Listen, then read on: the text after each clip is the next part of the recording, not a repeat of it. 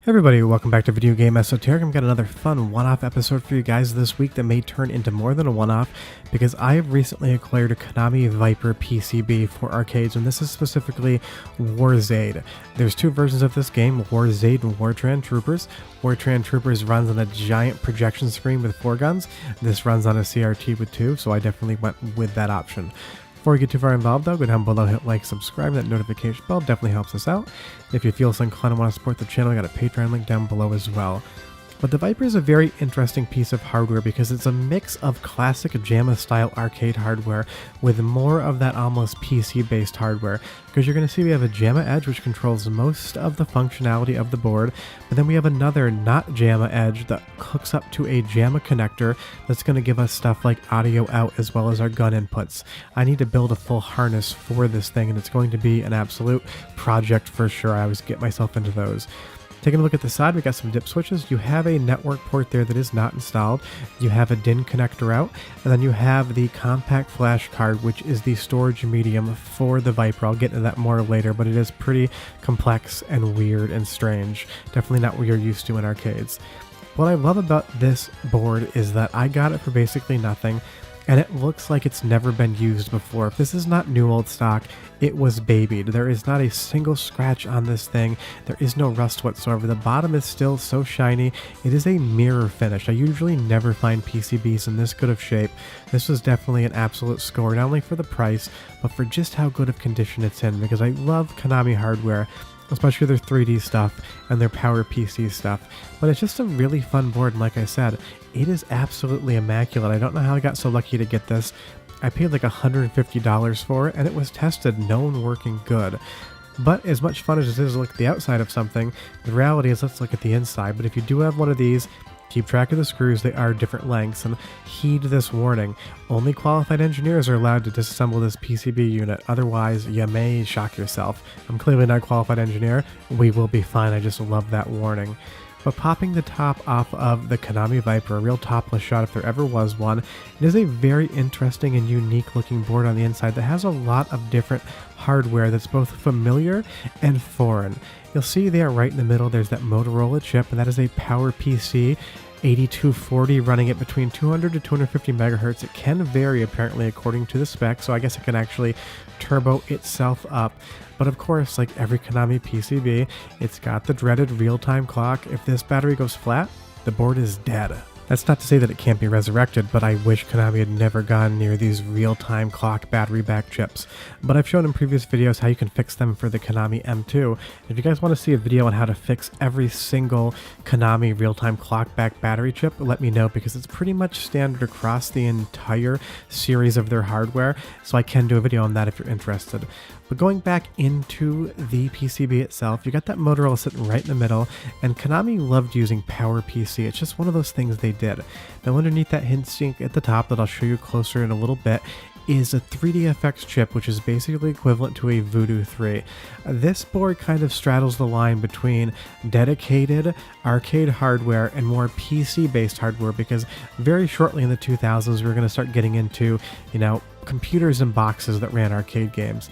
This is very close to that. It's like a transitional step, because Apple was still releasing Power PC computers, and they had GPUs inside of them. Obviously this chip is just soldered to the board, but it's very close to what we would end up getting, and that's why this board is a lot of fun, because it kind of feels like the bridge between the old style and the new style. But you'll see here there is that compact flash adapter, and basically it's a PCMCIA card that's using compact flash as the storage device for the game itself. Nothing for the game is stored on the board except the real-time clock chip with the security code on it. Luckily those are dumped and we can fix them if we need to, but Konami loved using whatever sort of medium was probably cheap when they made these boards, because they constantly made different hardware. And you'll see here it's the same thing as something like a PC card, except it's that compact flash, the adapter. I'm sure you could pivot over to that. But with the 3DO M2, Konami used CDs. They just decided we're going to use whatever parts are cheap. If CD's cheap, that's what we're going to do for this hardware. But if you move over to something like Crypt Killer or PlayStation 1 based Konami hardware board, In this instance, they're not going to use CDs, they're not going to use compact flash cards, they're going to use SCSI hard drives. I showed a video on how to fix Crypt Killer, I'll leave a link below, but Konami just loved doing whatever the hell they wanted with media, and it is a mess to fix and deal with because there is no one great unified standard on how to do it. But if you need help, just ask me, I'm always around and happy to do it.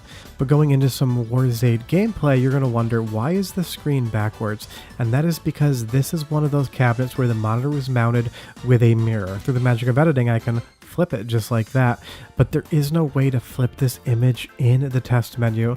So when I do capture this game for gameplay, I'm just going to have to do it backwards, which doesn't really matter if you're playing the game, but if you're actually enjoying it, you know, trying to get some of the story, then it's going to be relatively difficult. And that is just what comes with arcade collecting. And I will say that this isn't going to be a full gameplay reveal either, and I'll explain why in a little bit, because collecting these boards and dealing with them is an absolute pain in the ass. I don't know why I do it to myself, but there is no capture directly of Warzade on YouTube. The footage you're seeing here is probably the best anyone's ever seen it if they don't own a board. Right at the beginning of the game, you get to recruit your soldiers. You can pick a nickname, doesn't really matter whatsoever, but it does have a little bit of fun to it.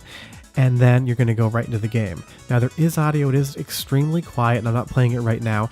I will show this gameplay after the credits, and I will turn the volume up. It's not a great capture, I need to tap that second JAMA edge to get the audio in correctly, but you'll get the idea. The issue with this though is that I can't play the game all the way through, and I'll explain in a moment, but I love this look.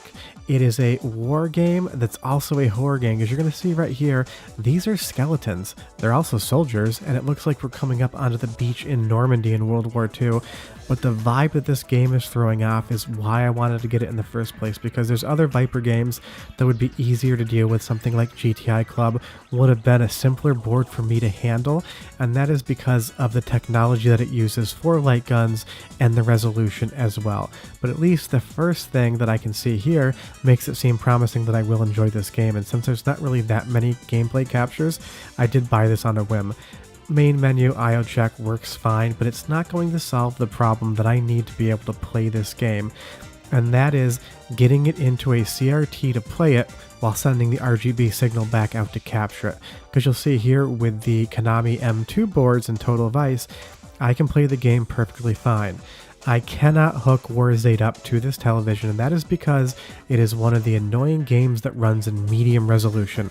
I have a standard resolution, PVM, I have a 31 kilohertz resolution, CRT computer monitor. Medium resolution is 24 kilohertz, and I do not have the monitor, so I can see the game running, but I have nothing to be able to capture it like I did with Total Vice, and that just sucks. I need to find a medium resolution monitor somewhere in Chicago that's not giant, because I am running out of space and I need to build that harness to be able to control it. So this is a preview video. If you guys are interested in seeing more of Warzade, leave me a comment down below and tell me, because otherwise I might just fix this in the background and get that capture out at some point in time. Because the mod and repair videos take forever to shoot. If you guys don't want to watch them, I don't want to make them, because I love modding, but on camera it is 10 times more difficult. But yeah, that's the intro to Warzade. The footage from the game with audio will be after the credits in like 20 seconds. Do me a huge favor, hit like, subscribe, that notification bell. Leave me a comment down below if you ever played Warzade, I'd be curious. And I will see you guys in the next Warzade episode. Bye-bye.